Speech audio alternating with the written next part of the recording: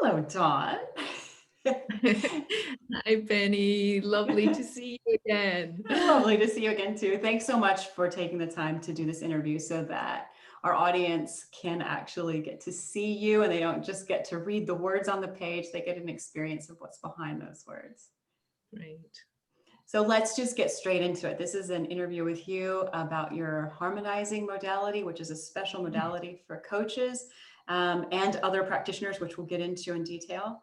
But I love to kick off this with some sort of a founding story. And I've heard your founding story and I know it's amazing. So I would just love for you to be able to share that with our audience too. Yeah. So I've been in the world of coaching for 25 years now. I spent the first 15 years working in the field of confidence and self-esteem, where I guess I became an expert in that area, running workshops and doing lots of transformational work. I'd done my initial training on a Louise L. Hay course. The Louise L. Hay course had completely changed my life and kind of lit a fire in me and, um, made me really excited about just helping people who were struggling. And this fire that was in my belly, I remember being on the course and I took this little card out of a coconut shell. The coconut shell was passed around the group at the end of the course. And I took out this card and it said purpose. And I just knew in that moment, people say to me, God, how do you find your purpose? And I just remember in this moment, it was like a lightning bolt. It was just like, this is what you're going to do for the rest of your life. And I didn't know how I was going to do it. I had no background in coaching. I had no background in psychology. I had no background in working with groups. I'd worked in advertising. I'd worked in PR, and I didn't know how I was going to do this work. And I was petrified of doing this work, but I just knew I had to do it. And I took myself off to London. I live in Edinburgh, and I took myself off to London. I did every course possible. I trained in NLP. I trained with cancer surgeon Dr. Bernie Siegel, and was looking at mind-body medicine. I just did every single course that I could possibly do, and built up my skills. I'm sure loads of people that are watching, they'll be familiar with that process. It's like, right, I'm going to learn everything because I want to be able to work with people. I want to answer every problem, and so I did all of that. But when I took this little purpose card out, it was really clear what I felt I had to do. And it was that I had to educate on a mass level. And I wanted to educate through being on television. I wanted to work in magazines. I wanted to be published in magazines. I wanted what I'd learned about how the mind impacts our feelings, our emotions, and ultimately our behaviors. I wanted to demystify this process and just make it common knowledge, because I'd suffered from postnatal depression and my life had become completely stuck. That's why I was on this course. And I thought, how many other people are feeling exactly the same way? So it took me a few years to get my courses off the ground, to build my coaching practice up, build my business up. And eventually things were going really, really well. And I did move into television. And when I moved into television, my life changed completely.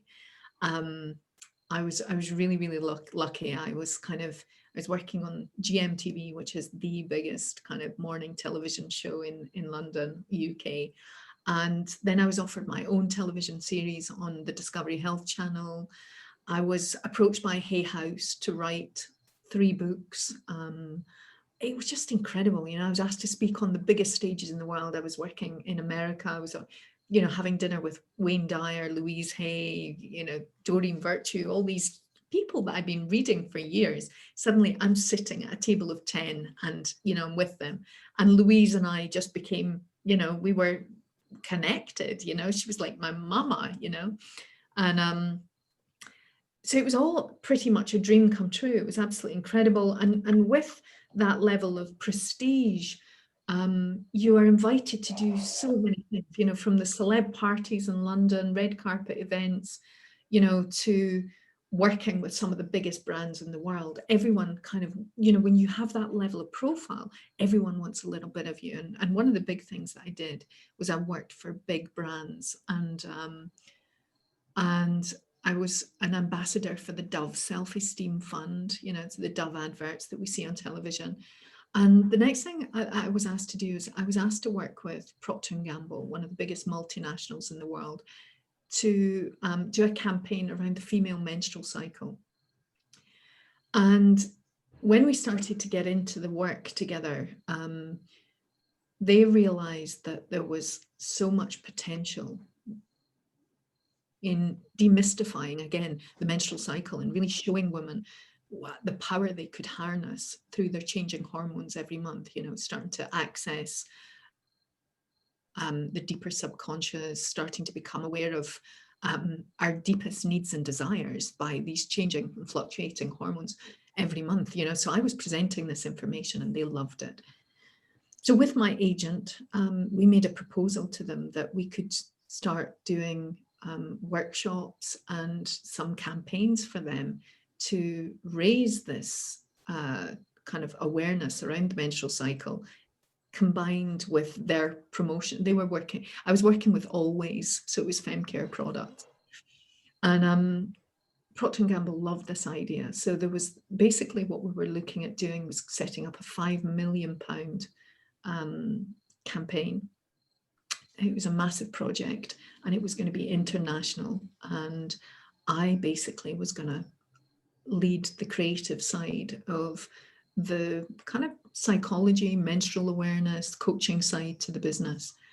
So I decided in my wisdom to move from London back to Scotland, where I thought my daughter would be a lot happier and would be back with family. And, you know, it felt like a really good move. So I moved back to Scotland. I bought a house. I renovated a house by the sea. I sunk my life savings into this house.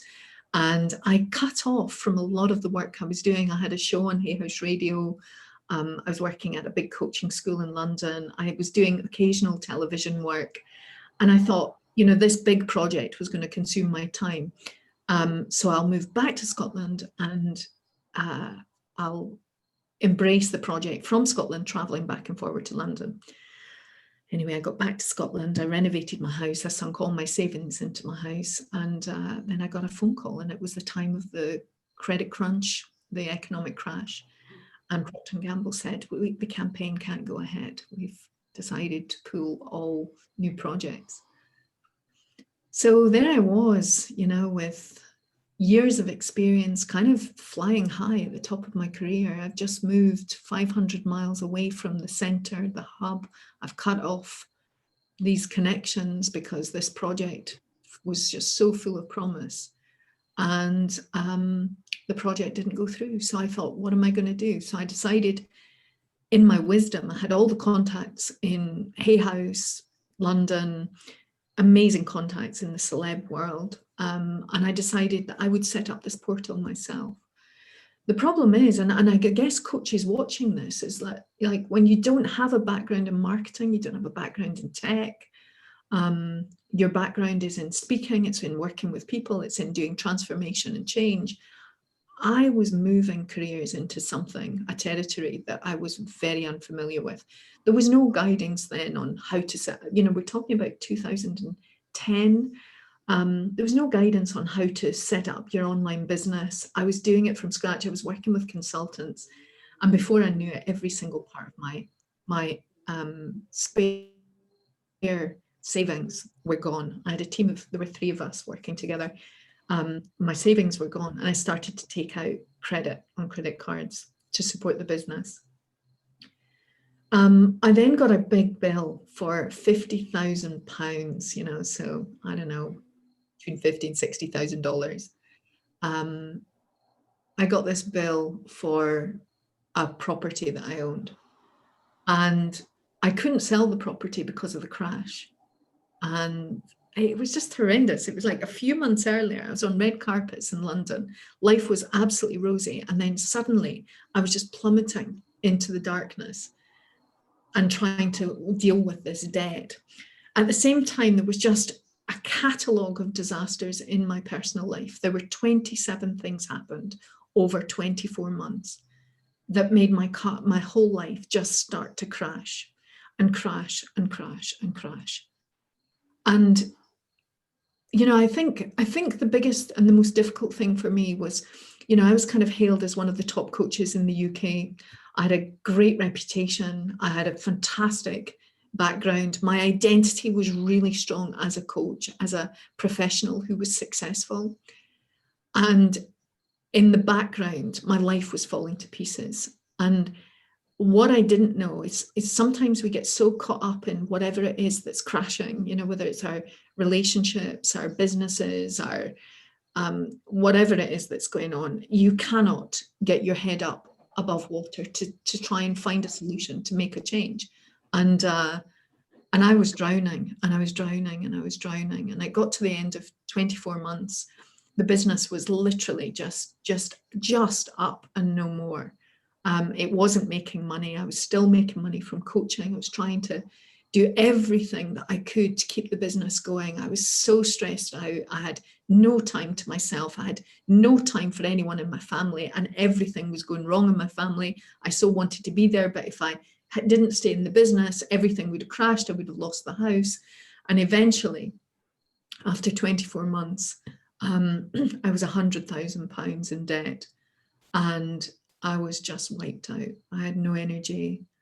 I just didn't know what I was going to do, and I remember one of my girls, one of my team, a girl who used to work with me, she came round one day and she said to me, Dawn, she said, you're one of the most inspiring women I have ever met in my life. She said, and right now I can't see you. And it was like, oh my gosh, what does that mean? And she said, if you don't make a change, she said, something's going to go wrong with your health. You're going to have a heart attack. You're going to have a stroke. You need to do something.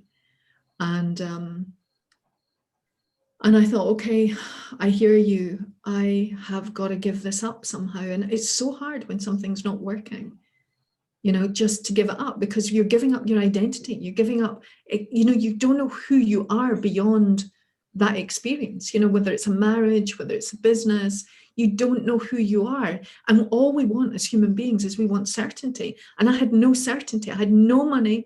I had no business, and I was out of energy. So eventually I plucked up the courage. I phoned a debt company.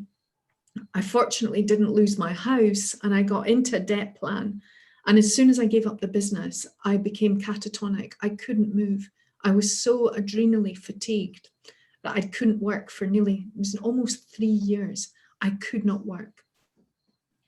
And excuse me, at that point of giving it all up, there was a kind of mini miracle, and that was that the money that I had going out every month, excuse me a wee sec,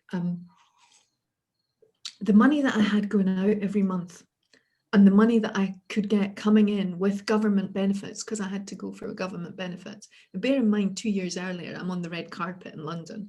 Next thing, I'm signing up for government benefits. And it was the exact same amount. It was like I could just pay for enough shopping and I could get by every single month just on the same amount. And I think it was about 3 weeks after I gave up the business, I was sitting in my garden for the first time. I live by the sea and I have a garden I live right on the sea. And I'd been looking at this garden. The garden had no plants, no flowers. There had been no time to tend the garden in 2 years. And 3 weeks after it all fell away, I was sitting in my garden and I just got, some people call it a spiritual awakening. It was like, it was this really profound experience of experiencing the deepest peace I had ever felt in my life. I had no goals. I had no identity. I didn't know where I was going. I didn't know what was going to come of my life. I didn't know if I would be back in the coaching world ever again. I was broken. And in that moment, I thought, I have no stress. I have no pressure. I have no schedule. And all I've got is this incredible feeling of presence that is available to me right now. And I could breathe and I could see I mean, it wasn't that I saw bumblebees and flowers and, birds flying and tweeting, but literally I just saw the magic and the presence and the beauty of life that was available to me once I quietened my mind down, once I let everything go. And that was the birthplace, that ending, that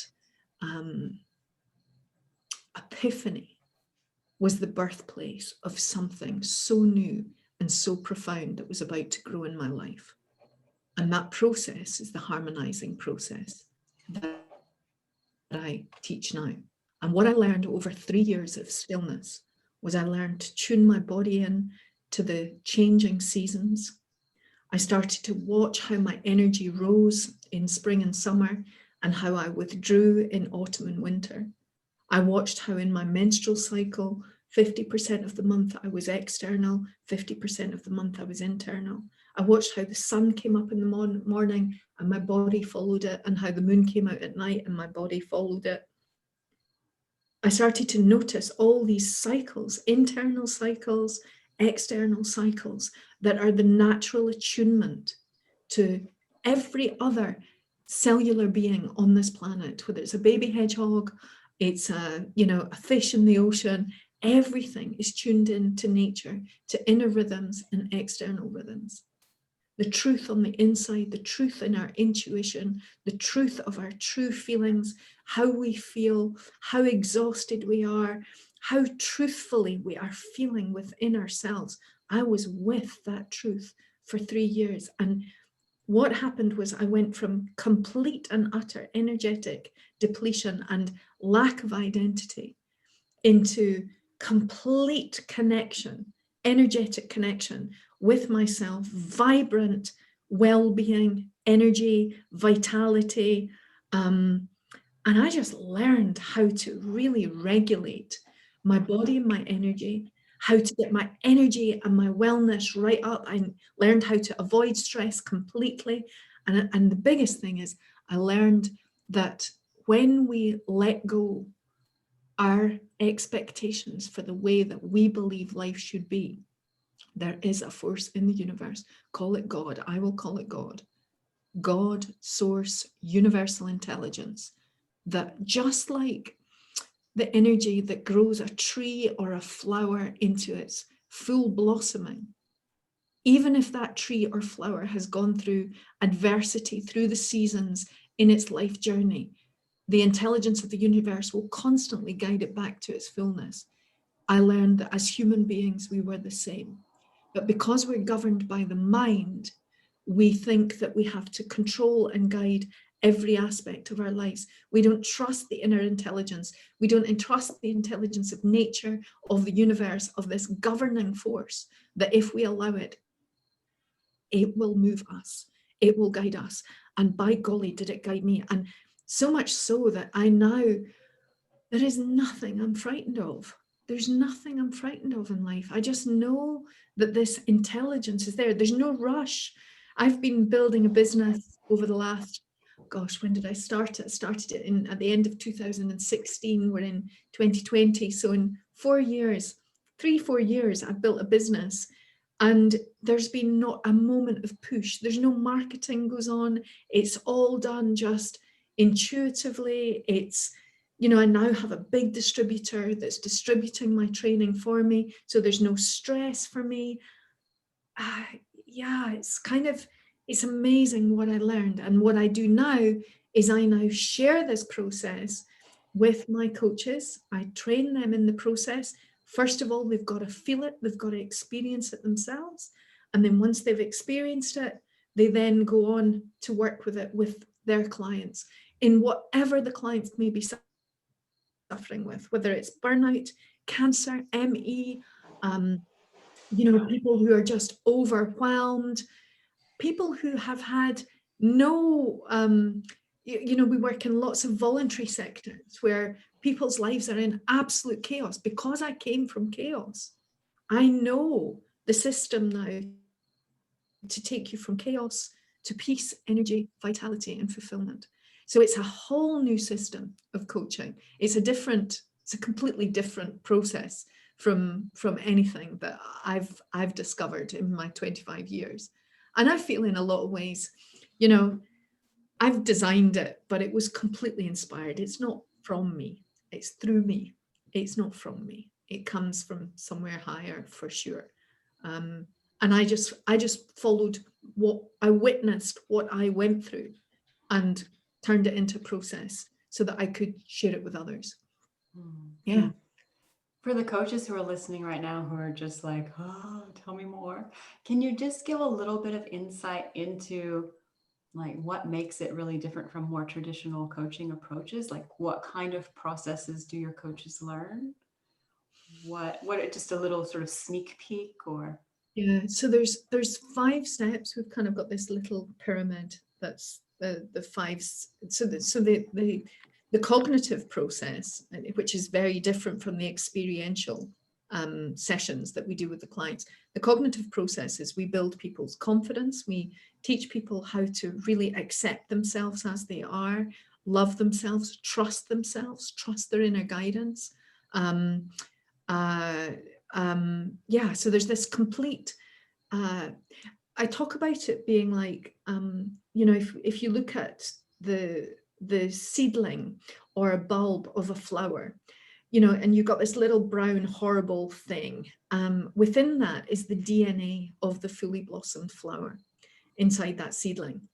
And that fully blossomed flower cannot be a carrot, and it can't be a hedgehog. It can't be anything other than the unique flower that it's designed to be.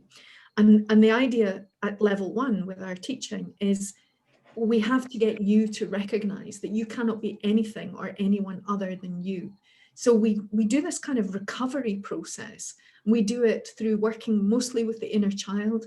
We do a recovery process to remind someone of who they are, what they've achieved, what they've done in their lives. We get them to work really really closely in the mirror, doing soul work, talking from a balcony view about the person that you see in the mirror. Talk to me about her, talk to me about him. What are they capable of? And we detach the self and the soul so that the soul gets an opportunity to speak, to really speak about who this individual is. We go through childhood photographs to remember who you were, what were you passionate about, who are the mirrors in your life that really stood out for you, the people that you really admired and you looked up to. What do they say about who you are? And we start to collect this data, if you like, about our clients. It's like it's like a soul recovery of, who is this individual? And then our job is to get that individual to really love, embrace, accept, honor, and trust themselves at level 1. Level 2 is about, we take that seed and we plant it in nutritious soil if it's going to grow. And to plant the seed in nutritious soil, that means you've got to plant yourself in a life that, or, in a home that's tidy, in a environment in your mind that really supports you. Your thinking's got to be right. The people around you have got to be right. The drains around you have got to be, we've got to let all the drains go so that when you're planted in the soil, you get the best opportunity for growth. So our second level is resilience, and that's really teaching people how to set boundaries, how to say no, how to align their thinking. We give them our clients audio CDs so that they do affirmations, and we align their thinking up. So we're strengthening the seedling, if you like, planting it in nutritious soil. Then we pay attention to it. So we get into masculine and feminine energy, and we're teaching people really like intense self-care, recognizing that, you can only give out so much. And in response to, no, in fact, you can only give out as much as you are receiving. So it's so important that you receive and you top up and you energize so that you're giving out is powerful. And the more you do the balancing, the more powerful your productivity, your intuition, your energy will be. So the next level, self-care. And then we move up into desires of the heart. And this is a big, powerful thing that we do, and that I haven't seen done on other coaching programs. If you if a client comes to us and they say, like if someone came to me and they just said, I want a promotion, that's not the client we would work with. We're working with complete life transformation. And when someone comes to me and they're burnt out, they're exhausted, they're overwhelmed, they're just struggling with life, and I say to them, what do you really need? They might say to me, I need a change. And I would say to them, what do you really need in your body right now? What do you need? And I might give them a list of words that says peace, calm, deep relaxation, sleep, stillness. If you get someone who's really overwhelmed, the last thing that they're going to say that they're, what's the word, that they will, the last thing that they will take, or, I can't get the word, the last thing that they will allow themselves, give themselves permission to have, is sleep or rest or time off. So in our process, we ask them, what are your deepest desires right now? And we give them words. And they might say these words like sleep, rest. And bear in mind that they're in this really chaotic state, and it's the last thing that they imagine they can have right now. So instead of our coaching process moving people forward consistently, our coaching process will sometimes take people backwards and slow them down before we speed them up. And you know, I used to see a lot of clients because I wanted to test the process. And they would come to me and they never believed that they could find the space to have peace or calm or rest. And through this process, very quickly, you know, I'd have people walking along beaches. I'd have them taking time out from work. I'd get them to put the do not disturb sign up in work so that they could sit and reprioritize their week. Because what I found was that so much of the stress and the overwhelm that they believed was, you know, this incredible schedule that they had, a lot of the time it was the stress that was filling up the schedule. It wasn't the actual work. It was their response to the work. So once we got their nervous system settled, we could get them back into work. But it meant that, you know, we'd have to pare back things. We'd have to get them to ask for support, you know, whether it be in the workplace or at home. But once they started to feel the difference in their body, they then commit into the process. Once they commit into the process, some of them would either leave their jobs because the jobs were too overwhelming. They'd reduce to 3 days instead of working 5 days. And it was amazing because they always thought it would never, ever happen. And it always happened. They always got it. And we got them so aligned. It's like law of attraction. As soon as we got them aligned, their reality just matched.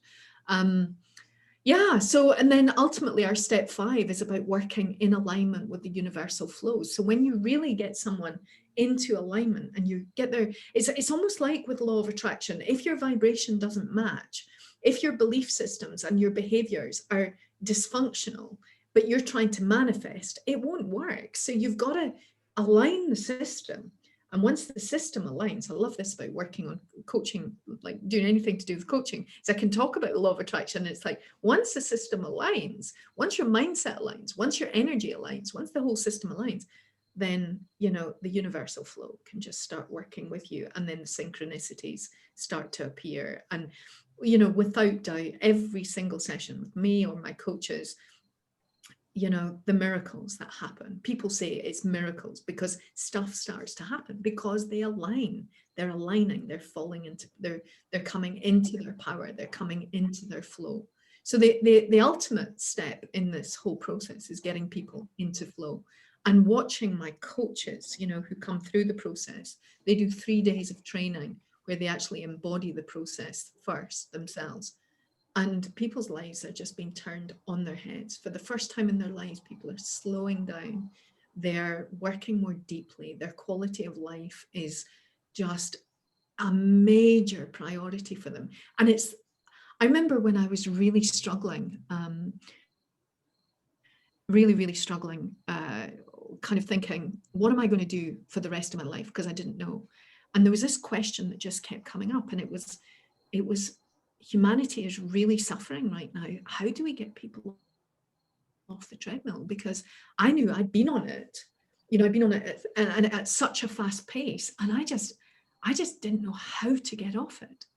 And I couldn't find a coach that could help me, because coaches were generally in, what they generally do is they would help me set goals and move forward. And I remember one HR director, she came to me and she said to me, I'm going to work with you. She said, because every other person has helped me, has made me try to set goals for my future.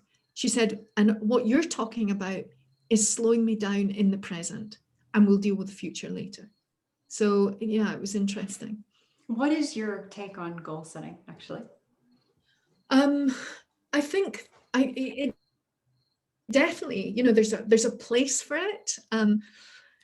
Yeah, it's a great question for me, because it's just not part of my life in the way that it used to be. I have, I'll show you on my wall here. I do have vision boards, so I have this kind of map. But if you can see my vision board here, a lot of them are about movement and travel and swimming in wild waters and being with friends. I remember when my vision board was all about money and success and achievement. And, it's a different vision board now. I believe in the organic unfolding of my life now. Harmonizing teaches you to unfold organically by trusting this inner voice. So what I don't do is I don't go, I'm going to achieve this goal and I'm going to do anything that it takes to achieve it, because I did that and I broke myself. So now I just follow my instincts. I have passions that I follow. And if something works out, it stays with me. And if it doesn't work out, I let it go. It's a really soft touch. It's a really new way of working. There's no hard and fast goals anymore. I can't really tell you. I can tell you, I can give you a flavor of where I want to be in 5 years, but it could completely change. So I do have mini goals, so I'm writing a book. I've got a vision for my book. I had the Harmonizing business. I wanted it to be distributed through this coaching company. I went back to them for 3 years and constantly asked them. And until they really understood what I was talking about, they didn't take me on board. Then they took me on board. Then the program sold out. We do one webinar, we sell out, it's so, yeah. So there's kind of mini goals, but there's not the big long-term goals like there were before. I don't know how people feel about that, because that's such a radical thing to say on a coaching podcast. But well, I love it. And I mean, I look back on old journals and things, and like the goals that I mapped out for each year. And then I, fast forward a year forward, and I'll be like, none of those panned out, but all these other things did. So what's going on? And I'm happy with those things. So if I would have been really stuck in that sort of, I got to get this done, I wouldn't have been experienced all these possibilities that were waiting for me. So I guess and so I've really been leaning into non-goal setting this last 12 months, and the things that have opened up for me and the people I'm meeting, and it's just been, I couldn't have planned it better. I think there's a way to do it. There's a way to do it. And I've been so well trained over 25 years in the discipline of achievement. I know how to achieve. And I guess I don't set goals, but when I take on a task, I don't take on too many tasks that spreads me too thin. I take on my task. I give it 100% focus. I believe if it's coming from inside that it's going to work. I believe really, really intensely it's going to work.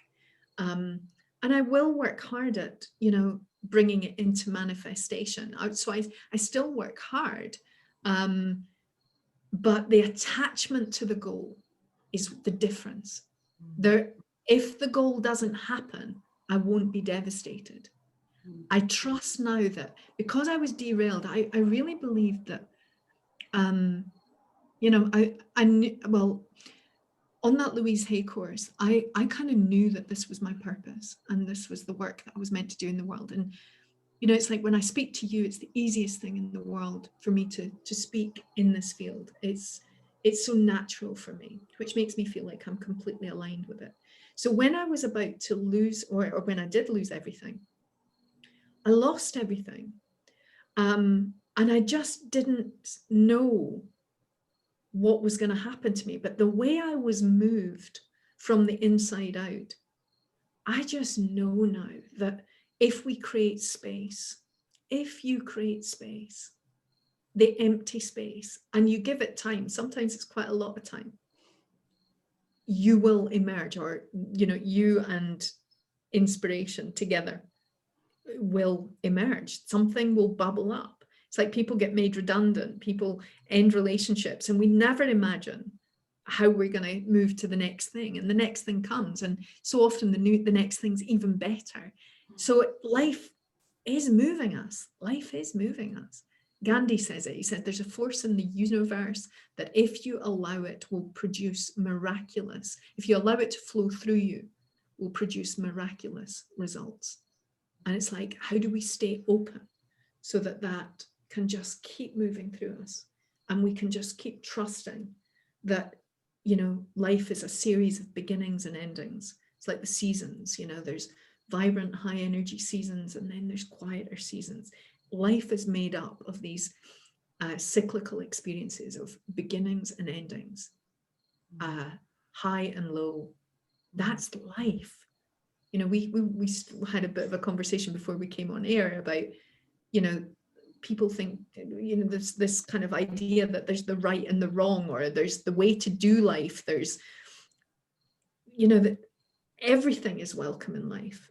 Everything, chaos happens in life every day. Yet we are conditioned to imagine that life is just this one big sunny experience, or we're conditioned to chase the sunny experience constantly. And that's not real. You know, there are seasons to all of our experience, whether it's our finances, our health, our well-being, our relationships. They're constantly going through seasons. Everything's going through change. Everything's adapting and going through change. And we need to learn in our psyches to accept that this is how life works. It works in these cycles. And to avoid stagnation, we need to move with things. You know, we need to change projects. We need to change direction. We need to change relationship if that's what's required, to avoid the stagnation and the dying that can happen to a soul, a spirit, when they lock themselves into just one way of being. So harmonizing is all about these cyclical movements, and then embracing them within ourselves so that we stay fluid, we continue to move. Yeah. What's something that sort of happened to me on my journey is, I guess, how do I want to say this, you said something about that always being attracted to the sunny side. I mean, if you look on social media, it's a lot of like beauty and everybody's happy, and which I understand that people love to click on that stuff. So, you know, what do you do that? I don't want to click on somebody who's a little like upset. Yeah. And also we get conditioned to, or at least I did in my corporate career before I transitioned into coaching, that thinking that there was only one speed to live, and it was always full on 100%. And that was how you needed to be to be a good person. And when I started first learning about cycles, and even my menstrual cycle, I mean, I think I was like in my 40s before I started to even pay attention to, oh, you mean I can slow down mid-month? It gave me this vast permission to be me in a way that I had never given myself permission to be before. Listen to the body. And I've been having, you know, talking about listening to your body and that truth and the inner knowing and that wisdom with a lot of women, especially lately, especially coaches. And I'm really surprised at how few of us actually are in tune with the body, because the mind still is really celebrated in this paradigm that we're in. I do think that that's changing, which is why I'm so attracted to work like yours, that, you know, let's get into, there is more than just this. It's really, like, if we really take a moment around it, it's really profound that there are these natural cycles in our bodies and in the environment that we live in, the seasons, the energy of the seasons. You know, we do a magazine on how to live in alignment with each of the seasons, because we change. Every season you change. When the seasons change, you change. Your speed changes, your psyche changes. You know, the menstrual cycle, your psyche is changing. And you know, guys are thinking, what's happening with her? She's thinking, what's happening with me? And it's wisdom from way back, way, way, way back. And we're so disconnected. And, you know, it's kind of like there is a whole world of the self and nature.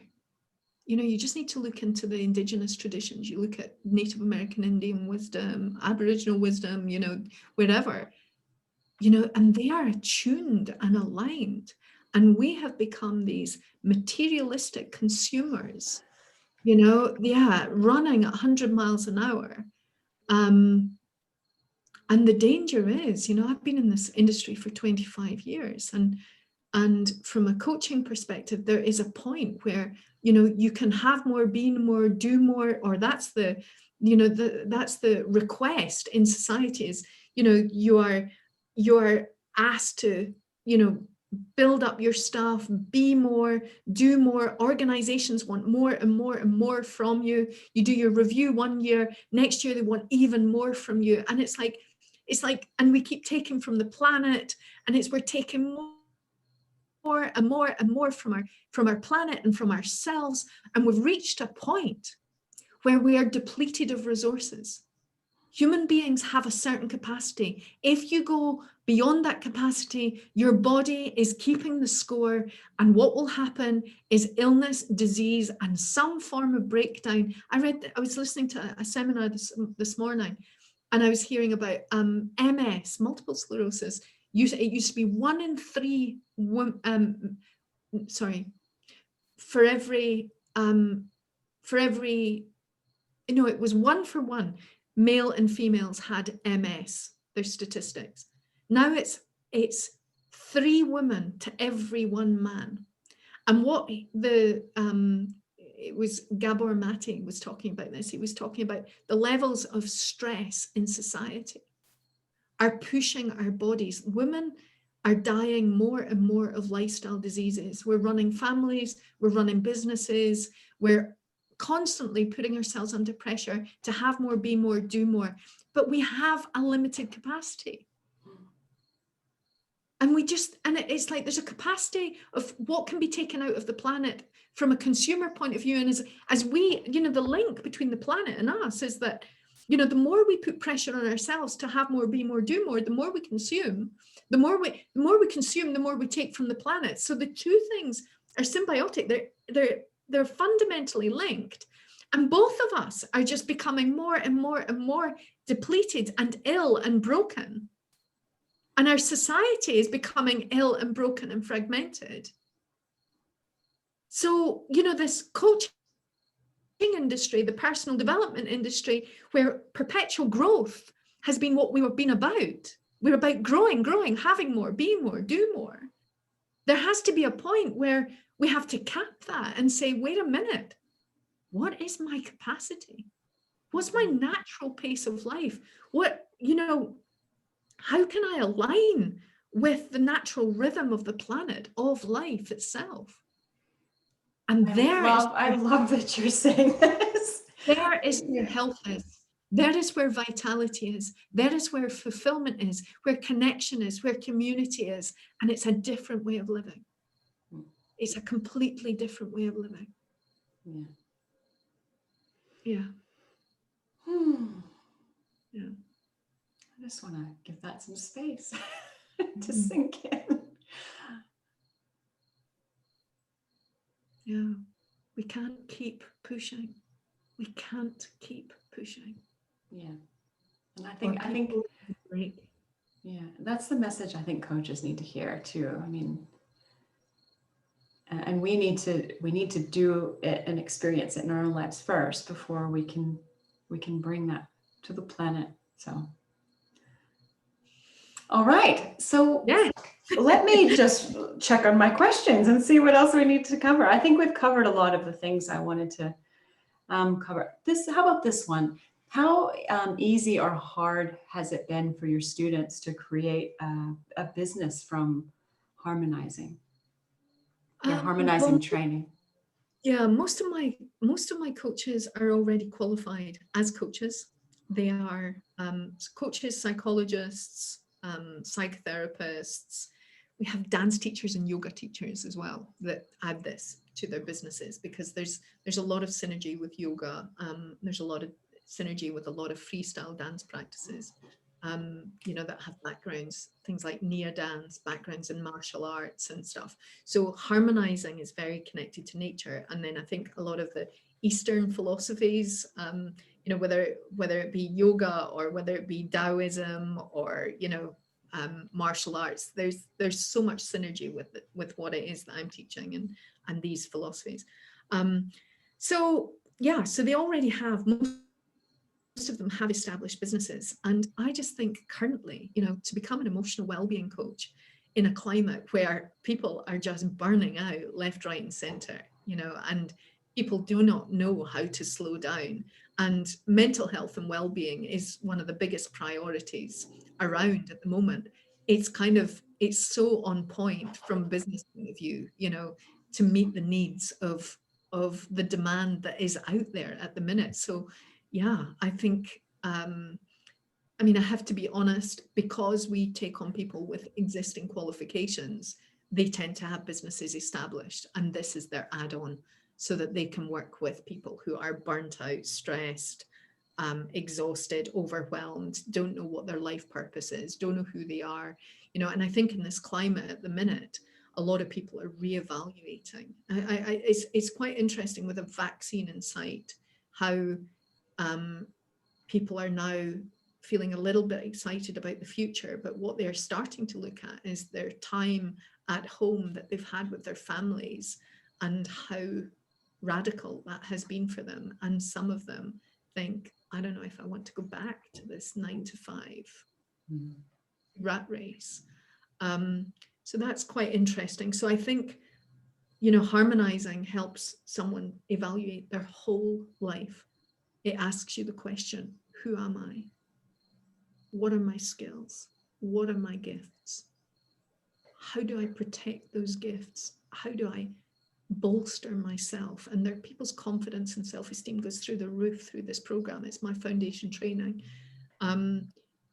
And they make life changes. They make radical life changes. So it's not just for people that are struggling. It can be for someone who is just wanting to complete, it's like a life MOT. You just come in, complete life service, MOT, and reevaluate and step back out into the world to have a deeper quality of life and to have, you know, some real.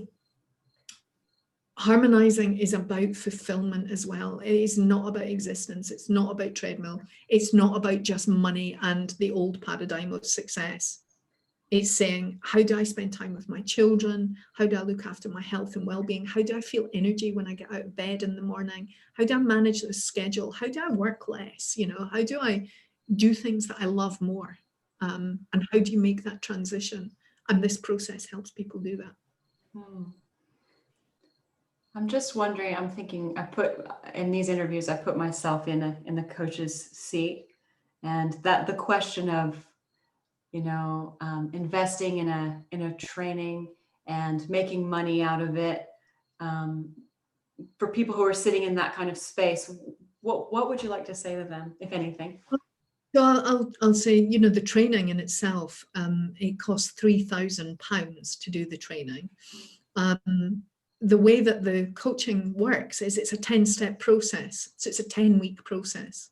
So if you charge £75 or £100 a session, let's say 75, you recoup £750 of that, you know, within 4 or 5, well, 5, 6 clients, you've recouped your whole investment. So it's not like, you know, it's because it's a whole process. The other thing is, you know, you can take this work into corporate. You can, we give you the 10 steps that you work with the client. There's 10 interactive steps, but you can also take those 10 steps and run them as a workshop. So you can run workshops. And if you wanted to run a workshop over 2 or 3 days, you can combine it with dance, yoga, you know, and you don't need to be the teacher of the dance and the yoga, but you can combine with that. you can create absolutely gorgeous retreats with this material if you have some experience in leading groups. So that's from a group point of view, you've got a ready-made program. And then from a one-to-one point of view, you're working with clients on 10-step processes. So it's easier to recoup your investment, and you can work in the corporate sector, or you can work in, you know, the open market. So there's lots, and I think just with the health, well-being, mental health and well-being market booming at the minute, people are interested in solutions.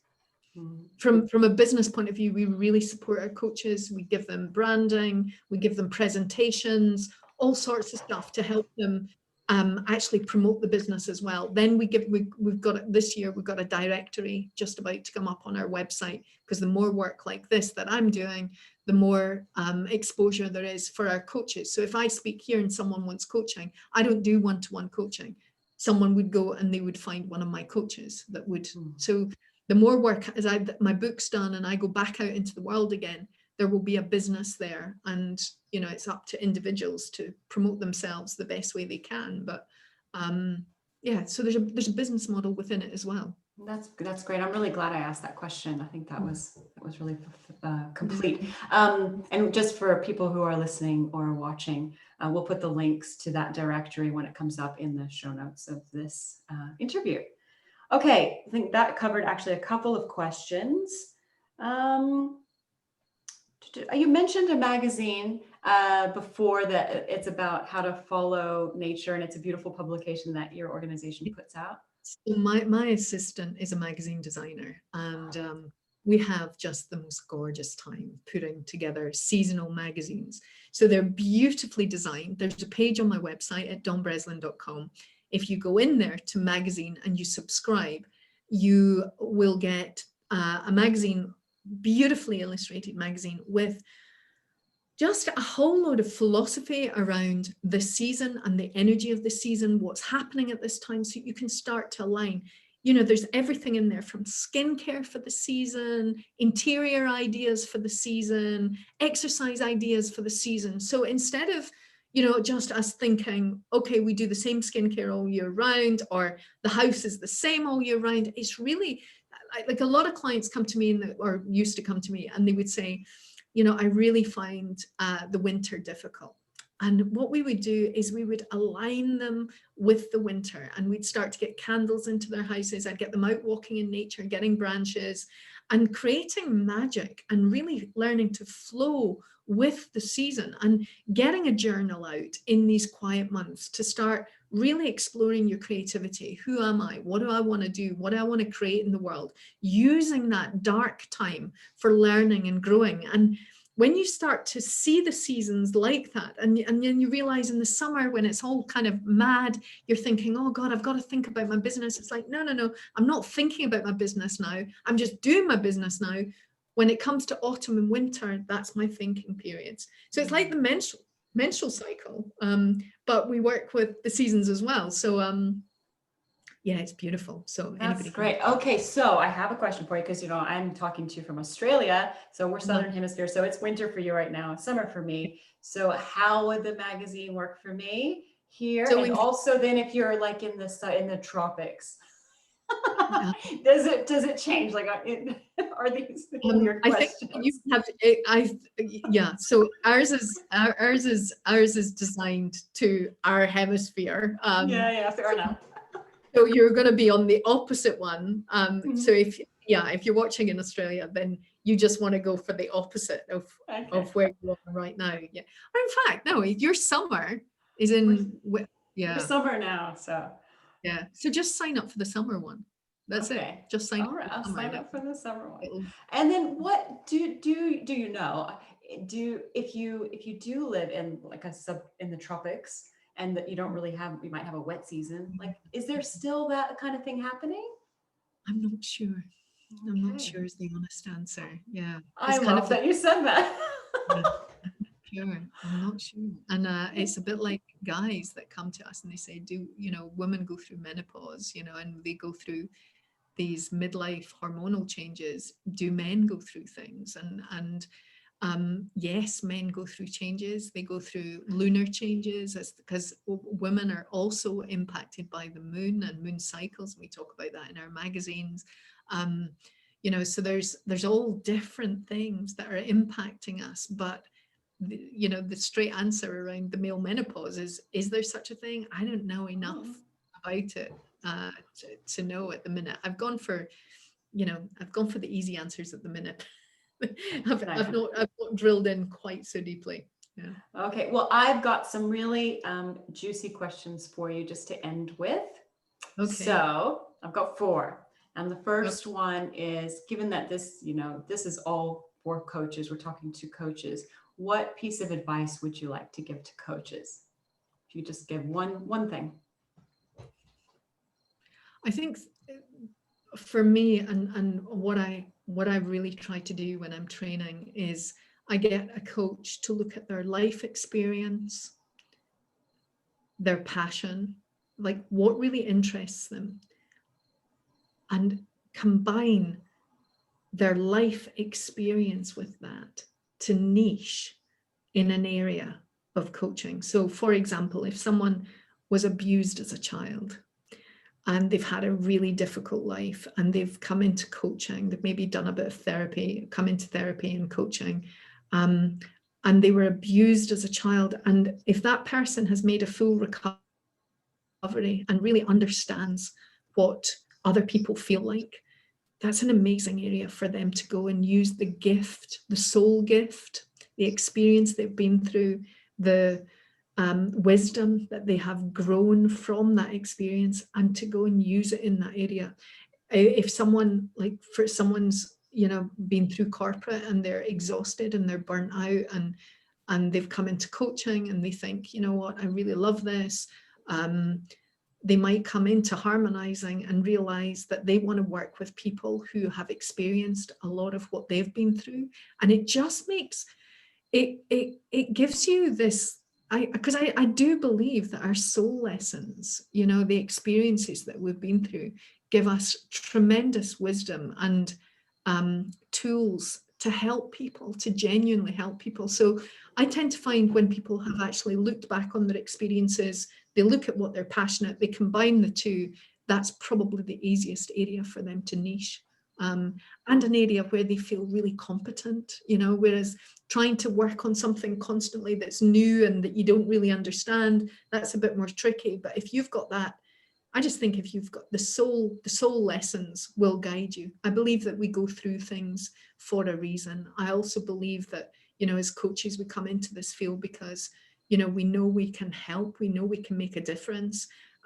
So look at your backdrop, and your backdrop and your soul lessons might point you to the perfect niche, for you. Yeah. Love that. Okay, the next juicy question. What is your personal definition of success? For me, success now would be 3 things. It would be, I must have balance. I have to have free time. I refuse. I absolutely prioritize myself now. My life was for the world, for everyone else before this whole big breakdown that I went through. Now it's absolutely for me. I love my life. I make time for me and the things that I do, number one. I then follow my passion. I do things that really fulfill me. So it's about balance and fulfillment. That's success. And I would add love in there as well. So love, balance, and fulfillment. That's success. Yeah. Wonderful. What are a couple of things that you're really grateful for right now? I would say just overwhelmingly, the biggest thing that I'm grateful for was the collapse of everything in my life. It was, and every day I'm grateful for that. It was, I worked really, really, really, really hard, really full on, and I was under a lot of pressure all my life. I'm a Capricorn, so, it's like the little goat, I've got, And I can breathe now. I've got space, I've got time, I've got money, I've got abundance. You know, it's all flooding back in.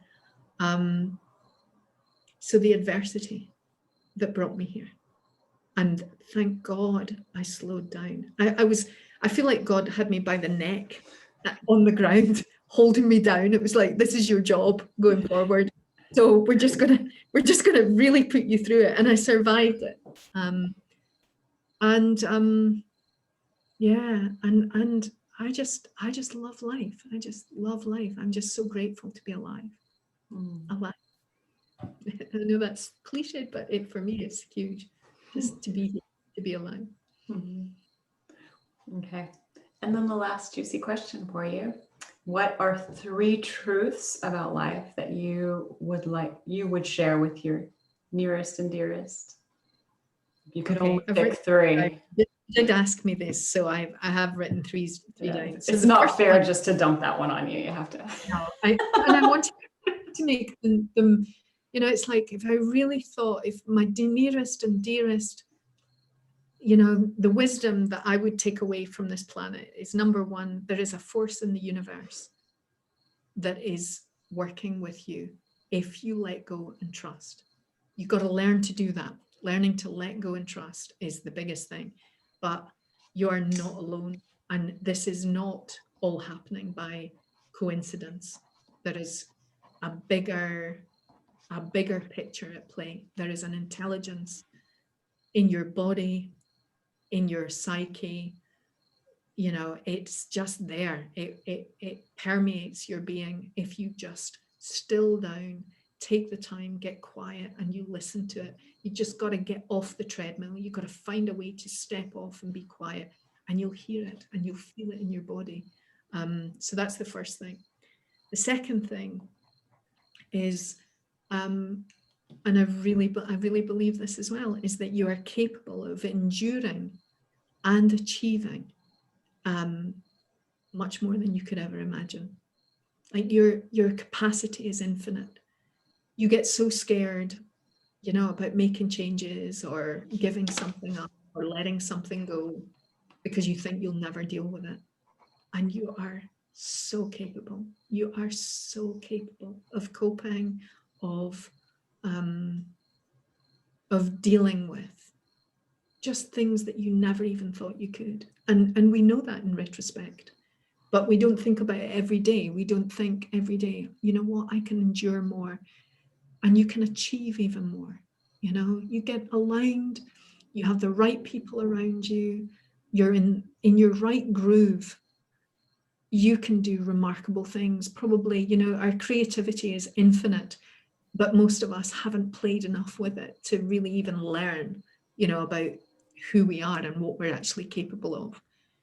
So never limit yourself. You know, once you get into flow, your potential is vast. I've watched people say to me, you know, I really want to speak on stage and I'd love to do what you do, Dawn. And I have to admit, at times I've thought, yeah, well, maybe one day, because in that moment when I look at them, I can't see it. And then I've seen them do it. I've seen them rise up on Facebook or wherever, you know, they come up and it's like, wow. And they go away and they commit to the journey and they rise. And then they continue and continue and continue to rise. So yeah, I think we've got more potential than we ever could give ourselves credit for. So we have to remember that and really give ourselves the opportunity to grow and thrive as much as we possibly can. Yeah. Okay. So endurance and achievement. Yeah. And then the third thing that I would say is it's the value of love in our lives. You know, it's you know, when you find love, you know, or even with our children, every single day we've got an opportunity to love harder, to love more, to make the effort, to pay attention to the detail. And so often that just gets swept away. And I think we can keep love alive if we pay attention to it. And it is the fabric of a joyous and a wonderful and a beautiful life. And it is there, and we all deserve it. We all deserve it, even though some of us, and I've been through periods in my life where, you know, have just thought maybe I don't deserve it or whatever. But yeah, when it comes in, it's like, pay attention to it, just be with it, nurture it, nourish it. Don't let it go. Keep a spotlight on it. And that's with partners, with children, with family. And that holds life together, you know. Yeah. Can I add a little example on the back of that? Yeah. About Of 6 course. months ago, my husband and I were sitting on the couch, probably having a whiskey or something, and, you know, solving all the problems of the universe. And he turned to me and he said, one of the most profound things, he said, I was complaining about, you know, my business, and I wanted it to, you know, be more and grow faster and make more money. And he just looked at me and he's like, Benay, what if your only job in this lifetime is to be love more than, you know, your lineage has been able to show up as? It just hit me like a bolt of lightning, like the truth in that, wow, what if that is actually my job? Yeah. And then surrendering into that. And yeah, I think that was a defining moment for me this year, really. And showing up in love for my family, and really taking that time to honor it, like you said, like to value love, and that is more important than my business or what's going on there, because that's what matters. Yeah, so I love your list of 3. Yeah. Thank you. They just ring true for me. And I love the way you expressed what I said at the end. I think you expressed it much more. I think being love. And you know, I really like that line where it's kind of, if that's all you've got to do. I do a lot of voluntary work where I run clubs for people that could never afford my work. And I just show up as love for these people. And you know, some of the time it's the most satisfying work I could ever do. It's just being love, being there. And I like that connection with, you know, disconnecting it from success and money. It's like, that is king. That is king. And when we're being love, we're in our hearts and we're in our deepest joy. It's like we've got to reprioritize things, isn't it? We've got to reprioritize the way we're looking at life, or reevaluate the way we're looking at life. I love that. I love the way you express that. I love the fact that you had that experience. And I think it's so powerful. You know, it's so, so powerful. Be love and be creative as well, because that's great fun too. Yes. Oh, Dawn, thank you so much for coming and talking to me and the audience. I love your work, and yeah, I love you.